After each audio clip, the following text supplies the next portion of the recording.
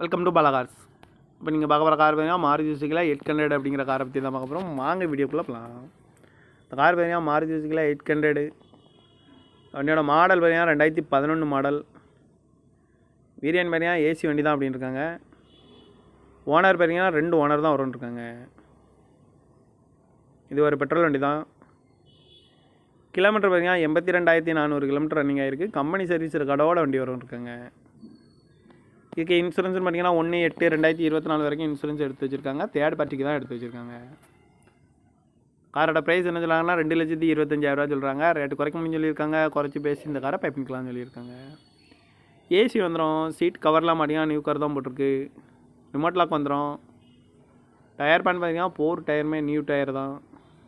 இந்த கார் பார்க்க வேண்டிய இடங்கள்னு பார்த்தீங்கன்னா தர்சன் கார் ஈரோடு அப்படிங்கிற இடத்துல தான் இந்த கார் பார்க்க முடியும். TN 38 BK 1926 அப்படி